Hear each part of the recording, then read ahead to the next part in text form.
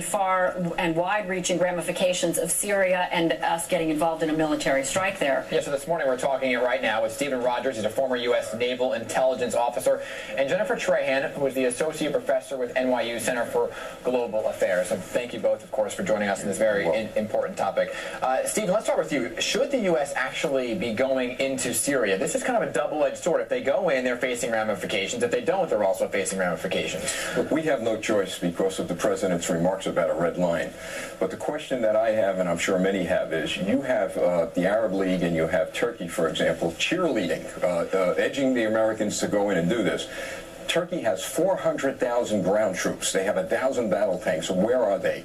The fact of the matter is that because of the president's remark regarding a red line, we're going to have to go in and do something. But let me add this. A limited strike will do nothing. And I know the American people don't want to hear this, but minus ground troops. I don't think anyone wants to send ground troops in. You need a shock and awe. You have to take the regime out. You have to destroy the military infrastructure, or the message we're sending to the rest of the world is that we're a toothless tiger. But if we don't go in, then we're losing allies.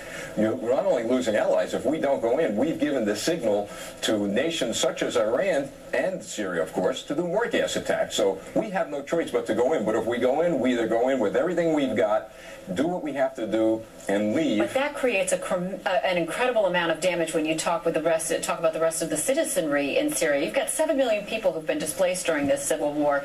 What kinds of casualties do we talk about when we have a shock and awe approach like this? Well, keep in mind, in Iraq, the casualties, the collateral damage was limited. We have the technology to put missiles in a window, so it would be very minimal. But look at what's going to happen to Israel if we don't do this the right way. Let's talk about Israeli casualties. We're talking about Iran attacking Israel.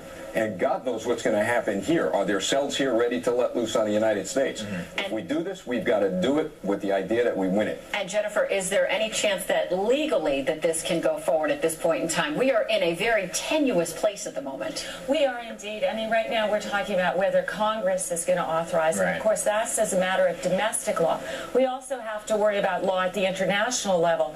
And we know the UN Security Council resolution that we would like to see is not forthcoming. They say they're still doing an investigation. How long can this investigation take?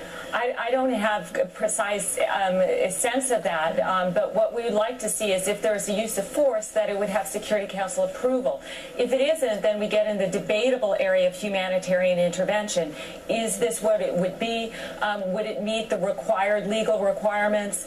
And do we have support for this? Because we are then in a legal gray area whether this is allowable. When you're saying investigation, there's the idea of sarin gas being used. So of course, this whole investigation is going to be looking into whether or not sarin gas was actually used. Stephen, President Obama is receiving criticism for a slow reaction. Of course, he's waiting for congressional leadership to come into play, but that won't happen until September 9th. Is this the wrong approach by waiting until September 9th? It's a horrendous approach. While the president and Congress today are having barbecues and playing golf, Assad is moving all of his assets, all of his chemical weapons. They are preparing not only for a defensive war, but they're preparing for an offensive war. Peter King, Representative Peter King said last week we should have hit them last week and hit them hard. We didn't, and now we're going to find ourselves in a very, very tough situation. Okay. We will see how all this plays out. Jennifer and Stephen, thank you so much for joining us this morning with your insight. And we're going to continue our coverage online at pix11.com and on our 5 p.m. broadcast as well.